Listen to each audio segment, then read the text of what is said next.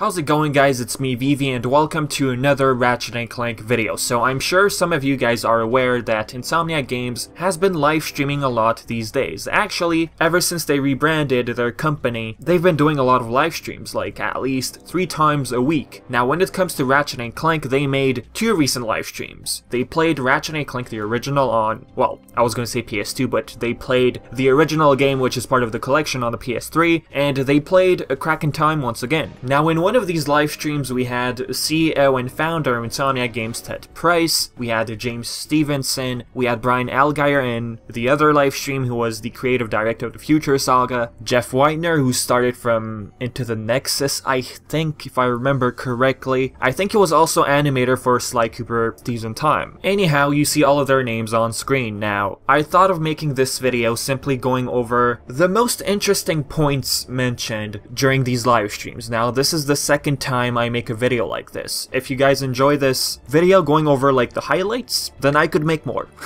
I thought that maybe some of you don't have the patience to watch the whole thing. It's like over an hour. I simply thought of giving you guys a summary. Anyways, with that being said, I'd like to start with the following. Brian Algier, he said that when it came to the Future Saga, they had these 4 pillars, pretty much the basis of those games, the ideas they built upon. He mentioned space, time, heroes, and heart. Space, the whole galactic space travel. Time, the clock, of course. Heroes, Ratchet and Clank, how to develop the characters and all that stuff. And heart. You really want to put your heart into a game. If you don't, it might show. Now, Tools of Destruction, apparently the name was inspired by their tools actually crashing when working on Tools of Destruction, and some people on the team completely disliked the name. And talking about tools, why didn't they add multiplayer? Because apparently it was quite difficult. Once they entered the 3rd iteration, A Crack in Time, I guess they had more resources, stuff like that. They added space exploration. There was actually a debate among the team whether it should be retro or completely shooter, like moving freely. They thought of, hey, why not make this 2D plane but at a different angle, where you actually see the ship right in front of you, not from the top.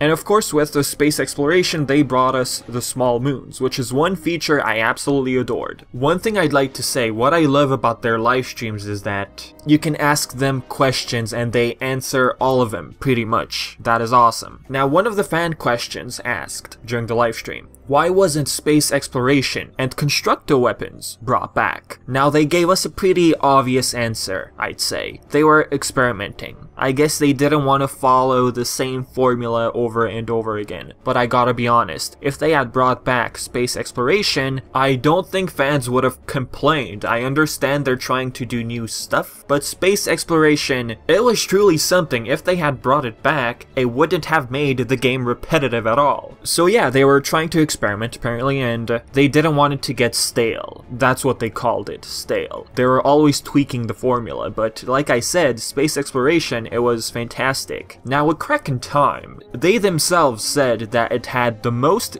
detailed story ever written, and I have to agree on that. They even call it the most mature Ratchet & Clank game, and I also agree. Just the whole situation with Alistair Azimuth, what happened to Ratchet in the end, yeah, you get the point, right? Now, Tolwyn, another question was asked. Is she going to come back? Now, it's pretty obvious. She might come back easily. I mean, she's not dead, right? And they said if we can bring back Nefarious, who was on an asteroid and then got defeated by Ratchet & Clank in A Crack in Time, and he's still alive, then surely Tolwyn can return easily. And talking about Tolwyn, this whole situation with Max Apogee, apparently they had to abandon some subplots about her backstory with Max Apogee, her father. They thought it was getting too complex, like getting out of control. Honestly, I would have loved to have more detail on her father, but looking at A Crack in Time, Tools of Destruction, I'm not complaining that much. When it comes to Tolwyn, I mean, sure, Max Apogee didn't have much information in the games, but even if so, it doesn't ruin the experience of the Future Saga. Sure, more backstory would have been lovely, but it doesn't make me dislike the game. Hey, maybe they were right if they had gone into too much detail with Tolwyn and didn't solve anything, and just, let's say, gave rise to questions. I'm not saying that Ratchet & Clank doesn't have any unanswered questions, but if they had had gone with the whole max apogee and Tallwyn, if they had gone in a bit deeper, maybe it would have caused the story to be a bit messy. If you dive deep into the lore of the characters, if it's interesting, then players will start questioning, like what happens next. Maybe Tallwyn's story was so interesting, they decided to water it down a bit, because, you know, they didn't want players to shift their focus. Because the main focus of Tools of Destruction was pretty much Tachyon and the whole situation with the Lombaxes. But hey, if they decide to dive deeper into the backstory of Tallwyn's family, that'd be nice. Yeah, they didn't focus too much on max apogee, but Tools of Destruction turned out pretty well overall. Anyways, I think I've said enough on that part. Next, Tools of Destruction had 2 years of development, but at the same time they were working on other tech. So 2 years, yeah, it makes sense if they were working on other stuff at the same time. As for Quest for Booty, they spent 6 months, and they spent a year and a half on a Kraken time. I think James Stevenson said like 12 to 13 months, but anyways, the team who was working on Quest for Booty, they moved on to Resistance 2, and 3 people were working on the pre-production of a Kraken time, and at a point they decided, you know, to rush, right? We need to release a Ratchet & Clank game, and look how it turned out. A Kraken time is one of the best Ratchet & Clank games out there. People usually debate between 3, Going Commando, Up Your Arsenal, and a Kraken time. Now Brian Elgire thought that a Kraken time would be the last game. I feel like they could still make a bunch of Ratchet & Clank games. A prequel, they could continue the story of the Lombaxes like I said before, the story with Max Apogee, they could dive deeper into that, into another game, who knows, but of course, at a point there's a limit at the same time. You don't want to milk a series. Is Ratchet & Clank headed in that direction slowly? I wouldn't say that yet. Hey, I'm not like defending, but we do have some unanswered questions. Like I said, the story of the Lombaxes, Angela Cross, they could bring her back. Actually, it was theorized over the radio in a Kraken time that perhaps Max Apogee and Angela escaped to the Lombax dimension using the Dimensionator. If they do bring back Angela Cross, they could easily bring back Max Apogee and dive deeper into his character that way. Will Orvis, Clank's creator, aka father, will he return? They replied, we never know. If they do bring back the whole aspect of time travel and the Great Clock, they said that Orvis might return that way. Now let's move on to Ted Price. Ratchet & Clank 1, the HUD menu, apparently he was the one who worked on it. Originally there was someone meant to work on it, but that person left. So Ted Price decided to put his own magic into it. Drek is also his favorite character because he's non-standard. From my understanding, he's his favorite villain because of the way he caused havoc in the galaxy, destroying planets and making money. I think if I remember correctly, he said something about this Hollywood-style villain. That's what it reminded him of. Something along those lines. I know the word Hollywood was mentioned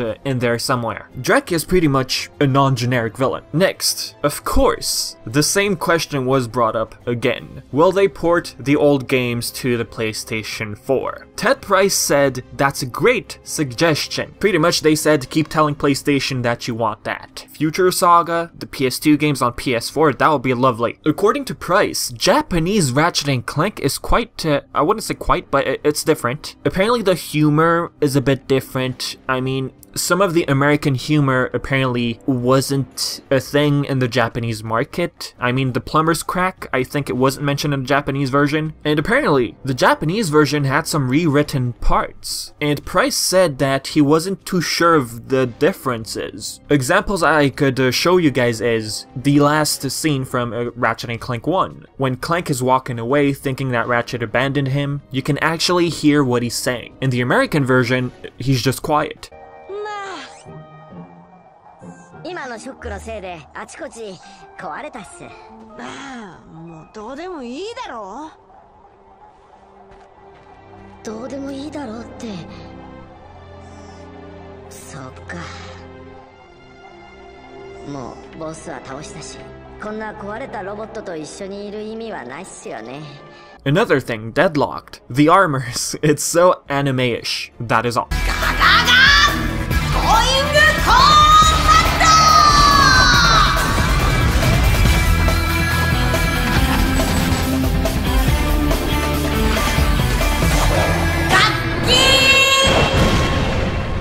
Another very interesting thing that was brought up, Ratchet's design apparently was a Japanese influence. Ted Price, he was happy with Ratchet's original model. He was like this more of a lizard type of creature, looking all brown. When the Japanese producers said, we're not really sure of the model, Price was like, what? Are you serious? I mean, he started out as a lizard with no eyebrows apparently. The Japanese producers later on told him, why not make him yellow and add some brown stripes on his ears? Dave Gerten redesigned Ratchet the way the Japanese market wanted to see Ratchet, and Ted Price was like, whoa, alright, I see what they meant. Now the American version did give Ratchet eyebrows, but for the Japanese, Ratchet's eyebrows, yeah, there's a difference right there. Another thing Price explained, Metropolis is what they showed Sony as their first demonstration. Cool fact. Now, some fans asked questions about the PS4 remake. Why were stuff like the plumber's crack left out? Well, like I've always said, it's a game based off the movie. It had this certain scale, according to them. Ted Price said creative license, the timing, how everything had to be tied into the film. And at a point they mentioned going commando boxers, which I had no idea about. Was that an actual thing? Yes, it was. They had sent out these packages to journalists. It was a lunch bag, and apparently in these lunch bags you had going commando boxers. Can you actually find those on eBay? Next, Helga is a Valkyrie confirmed. This was never revealed to the public until they livestreamed Ratchet & Clank 1 these past couple of days. This was actually a theory someone came up with. They confirmed it, and this will be mentioned in the art book which will release in February, going over all of the concept art, and this book will have a bunch of commentary in it. As for the jokes, people always compare the jokes, how everything got kiddie, what happened to the hidden adult humor, what happened to the crude humor. Well, apparently Ted Price found some of the jokes in the first game kinda cringy. I think at a point they mentioned, use some toilet paper, man, and they all started laughing. And Price was like, oh, it's so cringy. Like, please stop. Oh yeah, buddy. Use some toilet paper, man. James, come on, man. We are no longer in our 20s. Is it cringy now? Like, it is. It's totally cringy for me. It is. It's. I don't. Yeah. People love it though. Moved on. People love it. They still love. They love that. There's like a lot of people like, man, I love that humor in the first few games. Still to this day. Maybe they haven't. I don't care how cringy the jokes are in the old Ratchet & Clank games, I just love them. Another thing they brought up, Ratchet's, well, the way he looks in Ratchet & Clank 1. Why did they decide to give him shoes and a shirt? They explained they wanted to modernize him, and they said he looked like a dude at the beach with just pants on, no shoes, no shirt. David Bergeau, they also mentioned him. He was the composer until Quest for Booty. I heard he also composed for Before the Nexus, the mobile game. I'm not sure, all I remember is I tried playing the game but the controls were terrible. Anyways, they said they would send him footage, and that's how he came up with his ideas. And about Bergeau's soundtracks, James Stevenson said that we're aware that people want the music from the old games to be in a better form, implying some sort of album. He said, you never know. Another cool thing, someone asked a question about a 15th anniversary avatar for PSN. James Stevenson said it's a very good idea. I could talk to people at Sony. There you go. Now the story of the Rhino? Well, simple. They wanted this ultimate weapon, something you could obtain after, you know, working hard. And of course, since it's a pretty overpowered weapon, they usually restrict ammo. Are we going to get more comic books? We never know. Aha. How old is Ratchet? The guys during the livestream, they said maybe 15, 16-ish. Like, the funny thing is they aren't actually sure. But then James Stevenson pointed out that someone mentioned that Ratchet is 17. And like I told you guys, Ratchet is 17 according to someone from Insomniac Games. But anyways, Ratchet is between 15 and 17. But looking at how these guys were confused on stream, and another employee saying he's 17 on Facebook, I'm not sure what to believe. But anyways, with that being said, let's talk about the exhibition which happened at Gallery Nucleus on November 11th. Insomniac Games, well, well, more technically, James Stevenson, he posted a live video, and I was like sitting in bed, well, resting in bed, sitting in bed, not sitting in bed. I was about to fall asleep.